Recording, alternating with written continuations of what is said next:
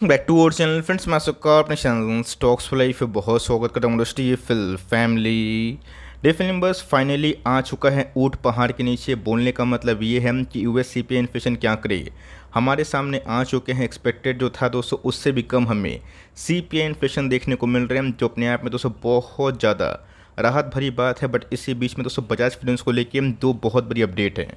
अब long term investor की बात की जाए, उनको कैसे जल्दीबाजी में कुछ भी करने की आवश्यकता नहीं है। लेकिन यस, मुझे पता है कि बहुत लोगों ने 5500, 5700, 6000 के आसपास खरीदा था, तो बहुत लोग प्रॉफिट बुकिंग का जोन मुझसे पूछते हैं। और ऑफकोर्स ये कैसे सिर्फ और सिर्फ शॉर्ट टर्म इन्वेस्टर्स के लिए मैं वीडियो को रिकॉर्ड कर रहा हूँ, लेकिन यस लॉन्ग टर्म वालों के लिए भी दोस्तों दो बड़ी अपडेट है। तो जो कंपनी का हमेशा एक रेजिस्टेंस खाती है, वहाँ पे इनिशियल प्रॉफिट बुकिंग करना भी इंपॉर्टेंट है उनके लिए।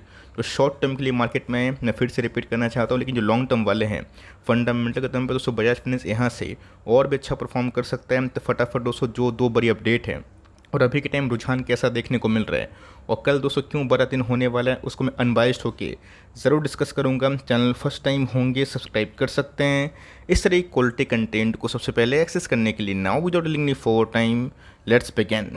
सबसे पहले समझिए पूरी जो खिचड़ी है ना, उसका दोस्तों कोर समझिए। उसका जो इनिशियल कोई बीमारी का दोस्तों जो रूट होता है ना, जड़, उसको समझना बहुत ही इंपॉर्टेंट है। तो कल के दिन दोस्तों भारत बाजार के सीपीआई इन्फ्लेशन आए, जो कि उम्मीद से काफ़ी कम थे। और अभी दोस्तों जो फोरकास्ट था ना 4.1% के आसपास, उससे भी दोस्तों यूएस कम सीपीआई कम होता हुआ देखने को मिल रहा है। तब बोलेंगे सर कि बजाज फाइनेंस से इसका क्या लेना देना, सीधा लेना देना है। और गैस मैं इधर पे आपको प्रूफ करने वाला हूँ, बिकॉज इसके पहले भी मैंने आपको बहुत बार चेतावनी दी थी, अलर्ट किया था, और जिन्होंने कहा उस न्यूज़ का इम्पैक्ट समझाना, आज उनको पूरा का पूरा रैली का फ़ायदा मिला है। पहले समझिए दोस्तों कि 3 महीने से लगातार यूएस के सीपीआई इन्फ्लेशन की बात की जाए, भारत के सीपीआई इन्फ्लेशन की बात की जाए, उम्मीद से काफ़ी कम आ रहे हैं। मैंने कैसे इसके पहले भी घोषणा करी थी कि यूएस का सीपीआई इन्फ्लेशन का पीक या भारत का बन चुका है, अगर ग्लोबल ड्रामा कुछ नया नहीं आया और रशिया को यूएस छेड़े ना। तो जिनके 9% का जो इन्फ्लेशन था ना, वो घट के 4% के आसपास आता हुआ देखने को मिल रहा है। मोटा मोटी दोस्तों अगर इन्फ्लेशन काबू आ गया, आप समझ के चलिए दोस्तों कि आने वाले 3, 4, 5 महीना में यूएस फेड शायद रेट कट करेगा। और रेट कट करने से कैसे आप सबको अच्छे से पता है कि micro finance, housing finance, NBFC को कितना बड़ा फ़ायदा मिल सकता है। दोस्तों मैंने आपको ये न्यूज़ समझाने की कोशिश की, और मैंने कहा आज से नहीं, जब से वीडियो बनाना शुरू किया है कोविड के टाइम से ना, मैंने उसको बजाज फाइनेंस की ताकत आपको समझाई है। लॉन्ग टर्म में कैसे मेरा बहुत ही पुराना पीक है 2018-2200 के आसपास से मैंने बहुत बार कवर किया था, बताया था कि इन सब को ना नेवर सेल कैटेगरी में रखिए। एक महीना पहले की बात की जाए, मैंने कैसे उस समय बताया था बॉटम के बहुत करीब है, बॉटम मत आगो। और जिन्होंने कैसे उस बात पर बिलीव किया ना और सेल्फ रिसर्च करी, उनके पैसे बने। तो ऑफकोर्स कैसे बॉटम और टॉप आंकना इम्पॉसिबल बात है, लेकिन यस बहुत लोगों को जब प्रॉफिट बुकिंग करने का मौका नहीं मिलता है, वो काफ़ी गुस्सा आ जाते हैं। ऐसा मत करिए। अगर आप शॉर्ट टर्म वाले हैं टारगेट लेके चलिए, और लॉन्ग टर्म वाले हैं तो फंडामेंटल लेके चलिए। बिकॉज आप सबको अच्छे से याद है कि मैंने क्या साफ साफ बताया था कि बजाज फाइनेंस के बैक टू बैक 3, 4 क्वार्टर के अच्छे नंबर्स के बावजूद भी ये 6000 के लेवल को क्रॉस इसलिए नहीं कर पा रहा है, बिकॉज मार्केट में ये संकेत है कि शायद यूएस इन्फ्लेशन आखिरी कंट्रोल नहीं आएंगे और फेड कंटिन्यू रेट हाइक करेगा। रेट हाइक करेगा तो इसका इम्पैक्ट माइक्रो फाइनेंस में होगा, बजाज फाइनेंस में होगा, हाउसिंग फाइनेंस में होगा।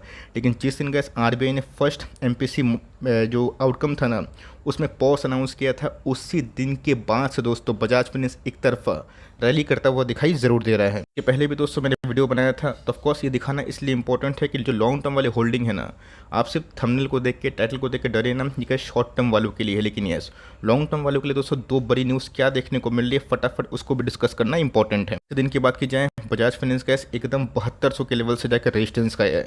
आप सबको अच्छे से याद है 6570 से 6500 के आसपास लेके 6750, इसको तोड़ने के बाद दोस्तों मेरी इनिशियल जो टारगेट थी बजाज फाइनेंस को लेके 7000 दोस्तों, उसके बाद 7700, और उसके बाद नया लाइफ टाइम हाई। तो जिनका ये लेवल आज टूटा नहीं, लेकिन यस मार्केट का आशीर्वाद रहा, दया रहा। तो ऑफकोर्स अगर ये सस्टेन करता है, इसको क्लेम करेगा, नहीं होता है कल फेड मीटिंग में कुछ उल्टा फुल्टा आउटकम आ गया, तो कैसे प्रॉफिट बुकिंग का भी शिकार हो सकता है। दोस्तों 2-3 महीना पहले ये प्रोफाइल जो था ना नेगेटिव था, मुझे याद है बहुत लोग बोल रहे थे कि सर मैं कहाँ फंस गया।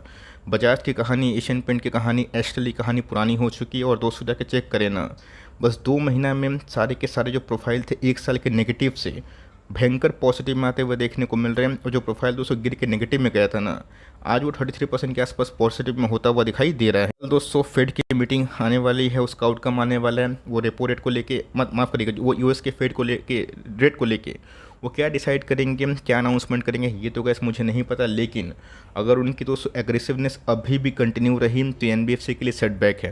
बिकॉज एनबीएफसी गैस ये उम्मीद करके चल रहा है कि शायद ये सब इन्फ्लेशन के आंकड़े देखने के बाद थोड़ा सा वो कूल डाउन करें, 24 का मिनट देते हैं। बिकॉज मार्केट में क्या जो प्राइस एक्शन है ना, इससे ट्रेडर्स को एक अनुमान हो जाता है। तो जिनके अभी भी इसको एक स्ट्रॉन्ग रेजिस्टेंस मिल रहा है, बट यस आने वाले कल में अगर 2 रेजिस्टेंस तोड़ेगा 7200 7700, तब दोस्तों ये नया लाइफ टाइम हाई लगाने के लिए रेडी हो सकता है। अच्छे से पता है कि बीच में दोस्तों मारुति के संग बजाज ने टाई अप किया था, जॉइन हैंड किया था, शेक किया था, मतलब कि बाइंग कार करना काफ़ी इजी हो गया। मतलब गैस मारुति सुजुकी कोई भी गाड़ी में अगर आप निवेश करते हैं, मतलब खरीदते हैं, आपको बजाज फाइनेंस वहाँ पे काउंटर में देखने को मिलेगा। तो मोटा मोटी गैस पूरे ऑटो जो सेल्स है ना, वो काफ़ी मजबूत देखने को मिल रहे हैं। तो ऑफकोर्स गैस बजाज फाइनेंस को ऑटो सेल से काफ़ी अच्छा खासा क्लाइंट बेस मिल सकता है। साथ दोस्तों बजाज फाइनेंस ने इधर पे हिस्ट्री रच दी है। आप सबको अच्छे से पता है कि बजाज फाइनेंस बहुत ही एग्रेसिवली हाउसिंग फाइनेंस के बिजनेस में जा रहा है। बिकॉज आप सबको अच्छे से पता है कि 150 करोड़ की आबादी में दोस्तों अभी भी बहुत घर बनना बाकी है, और बहुत घर बिकना बाकी है, और बहुत घर बनेंगे तभी और बिकेंगे तभी जब उनको पीछे से एनबीएफसी का सपोर्ट मिले, बैंक का सपोर्ट मिले। अब बैंक एनबीएफसी आपको लोन नहीं देगा तो आप कैश में तो गैस इतना बड़ा घर नहीं खरीद पाएंगे। तो डेवलपर को ये परेशानी और बायर्स को ये परेशानी, तो इसका गैस रास्ता कौन क्लियर करता है? एनबीएफसी। तो गैस ये इतिहास बोलता था कि 30 साल के ऊपर टेन्योर का कोई भी लोन इतना बड़ा पास नहीं होता है, बट ये तो गैस उम्मीद से ज़्यादा, मतलब बजाज फाइनेंस यहाँ से हम 40 साल बाद का ये जो इतिहास है, मतलब जो भविष्य वो दिखाई दे रहा है। तो जिनके बजाज फाइनेंस के जो प्रोमोटर है वो इसलिए गैस इस चीज़ को ऐलान किया कि उनको लगता है कि हाउसिंग फाइनेंस में गजब की ग्रोथ होने वाली है, और भारत में जैसे पॉपुलेशन एक्सप्लोजन हो रहा है, इससे आने वाले कल में घर तो बहुत बनेंगे और ऑफकोर्स बिकेंगे भी। तो उसमें गैस हाउसिंग फाइनेंस का जो मार्केट है वो अपने आप में ही बहुत ही बड़ा दिखाई दे रहा है। गैस इसी रिपोर्ट को अगर आप देखें तो पहले तो 30 साल का टेन्योर होता था और 20 साल का एग्रीमेंट के अंदर ही सब लोग लोन रिपेमेंट कर देते थे। बट इसी बीच में गैस अनबिलीवेबल न्यूज़ हमें देखने को मिल रही है। पर लाख की बात की जाए उसमें हमें 733 रुपये के आसपास ईएमआई देखने को मिल रही है। तो मोटा मोटी गैस बजाज फाइनेंस अपने बिजनेस को लेकर काफ़ी एग्रेसिव है। तो इन सब न्यूज़ से गैस जो लॉन्ग टर्म फंडामेंटल्स है ना, उसमें होल्डिंग करने की ताकत बढ़ रही है। लेकिन अब कहाँ प्राइस रिएक्शन आ रहा है, और जो शॉर्ट टर्म ट्रेडर हैं जिनको सही टाइम में घुसने का मौका मिला, उनको क्या करने की आवश्यकता है उसको भी बताना ज़रूरी है।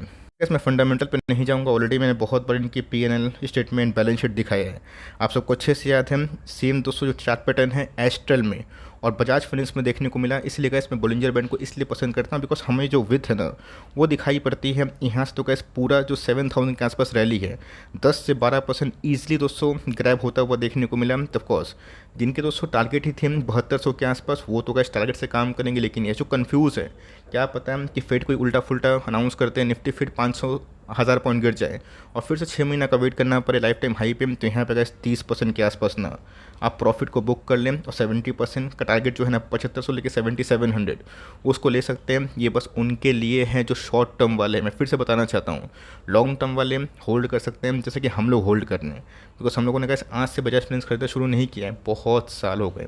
कोविड में तो गैस हम लोग को बम्पर मौका मिला जहाँ पे एवरेजिंग तो कम हुई और साथ ही साथ अच्छी खासी एकोमोलेशन हुई। बीच में गैस 5500-5700 के आसपास भी खरीदने का मौका मिला। तो गैस रणनीति साफ है, यस डरने की आवश्यकता नहीं। लेकिन इस टेक्निकल में अगर आप देखें तो यहाँ पे दोस्तों जाके ना बोलिंजर बैंड को और विथ करना पड़ेगा, या तो ब्रेकआउट होगा या फिर थोड़ी बहुत प्रॉफिट बुकिंग देखने को मिलेगी उस केस में जब निफ्टी और सेंसेक्स में थोड़ी बहुत ड्रैग डाउन कंडीशन दिखाई पड़े। ऐसा मानना है कि हमेशा शेयर भागना सही नहीं है, बीच बीच में गिरावट होना भी इंपॉर्टेंट है। तो यहाँ पे दोस्तों ना ये बोलिंजर बैंड के वीकली चार्ट में अपर बैंड में आ चुका है, और इसीलिए कैसे बोलता हूँ कि वीकली चार्ट में दोस्तों का मूविंग एवरेज ये बहुत ही रिस्पेक्टफुल इसलिए है बिकॉज यहाँ से दोस्तों टाटा एलेक्साई में भी तेज़ी थी, एस्ट्रल में भी हुई, इस कंपनी में भी हुई, और अगर ये तोड़ता तो ख़राब कंडीशन होती। तो यहाँ पे कैसे अगर शॉर्ट टर्म पुल बैक हुआ, थोड़ा डाउन हुआ long term investment point of view से, तो डरिएगा मत। बिकॉज आपको अच्छे से पता है कि निफ्टी या सेंसेक्स कभी ना कभी लाइफ टाइम हाई लगाएगा, और ये सब का इस मार्केट के ना साथ चलने वाले स्टॉक हमें दिखाई पड़ते हैं। इन सब का इस टाइमिंग मत करिए,